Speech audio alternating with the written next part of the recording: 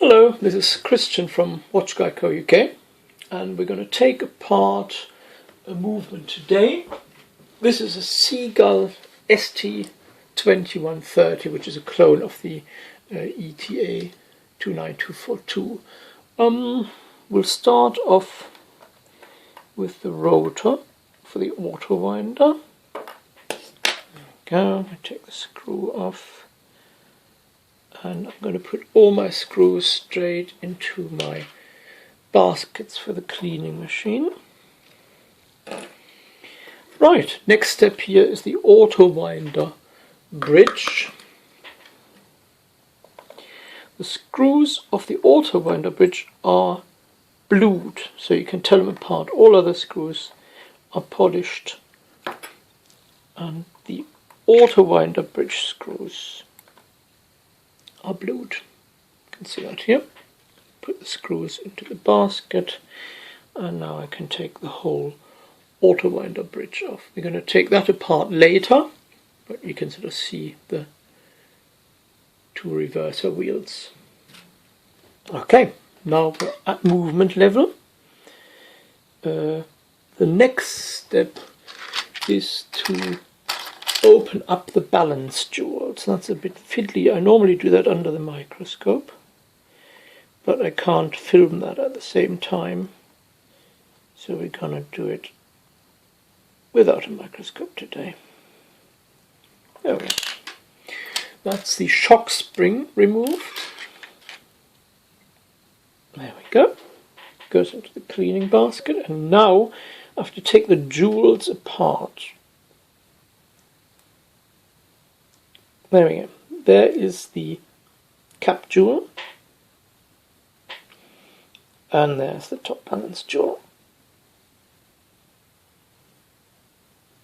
And into the cleaning basket. Done. Onwards and whoops. Onwards and upwards. I'm going to remove the balance now. That will go back in the end before putting the movement in the cleaning machine, because I don't want the hairspring or the balance stuff to get damaged in the cleaning machine. So we're going to put that back into the movement at the end. It's a bit, there we go. Balance removed. Next step, we're going to take off the pallet fork bridge. The video. There's the pallet fork, nice and small, and goes also in the cleaning basket. Next step, we're going to take off the click wheel, which actually isn't really a click wheel, because the click on this movement is here on the crown wheel. It's still called a click wheel though. The crown wheel screw has a left hand thread, you can see.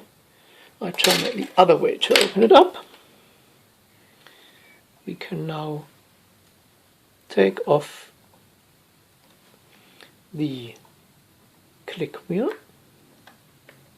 which sits on top of the barrel arbor. Bloop, straight in. And the crown wheel. Here it is. This is the click itself, and the click spring sits here. Now, in order to remove these tiny wire springs, I hold the end of the wire spring down with a piece of pickwood, and I can safely remove the wire spring without it flying off. There we go. Now we can remove the wheel bridge, which is held in place by two screws. 1, 2,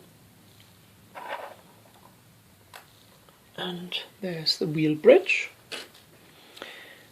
And this is the escape wheel, fourth wheel, which also drives the center second, third wheel, and the center wheel isn't in the center. That's the center wheel on a normal movement it sits in the center. Here it doesn't, so we should actually call that the second wheel instead of center wheel, because it isn't in the center of the movement. Now we're removing the wheel bridge. 1, 2, 3 screws. There's one more here.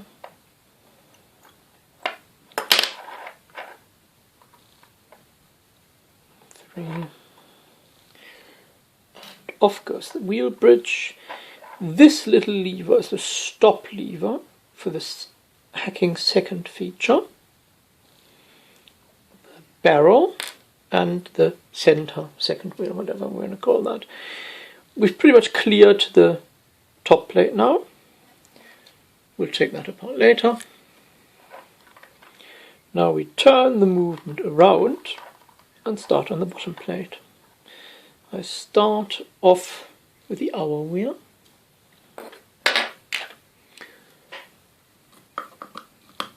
And now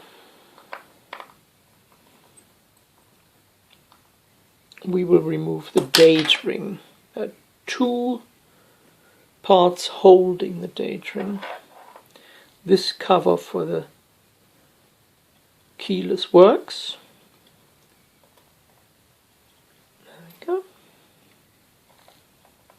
Intermediate wheel, minute wheel,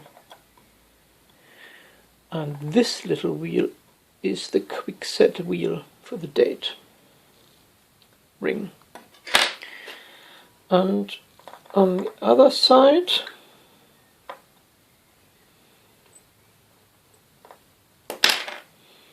we have the little intermediate wheel that drives the date wheel. Take that off. This is the pawl spring which holds the date ring in place. It makes it snap into position. I can now remove the date ring. That goes to the side, not in the cleaning machine, of course.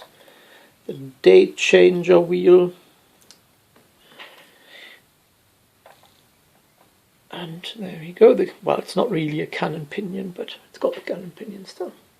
With a clutch actually between this wheel and the cannon pinion, there's a clutch which allows you to set the time on the watch.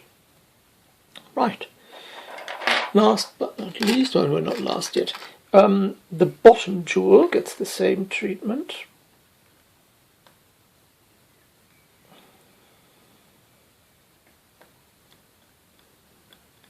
There we go.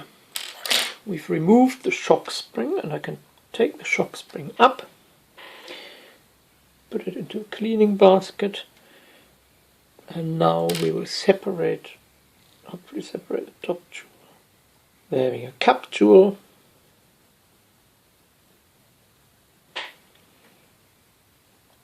and the bottom balance jewel. Okay, done that. Now for the keyless works.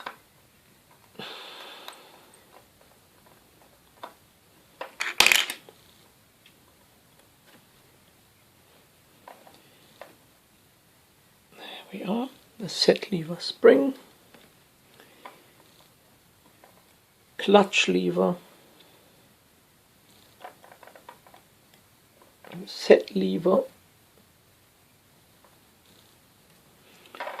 and clutch wheel,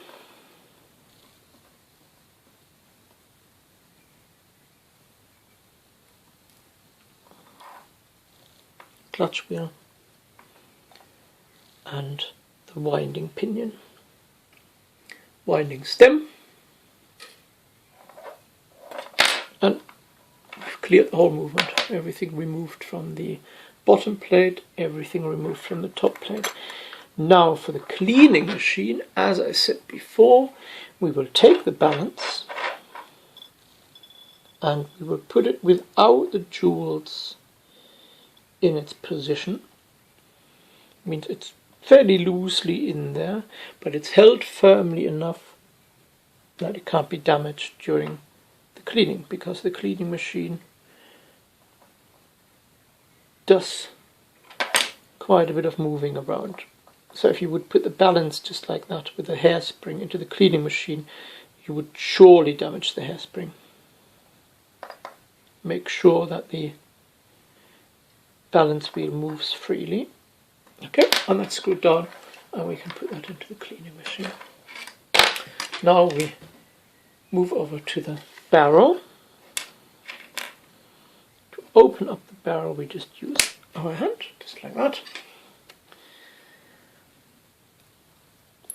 Open the lid.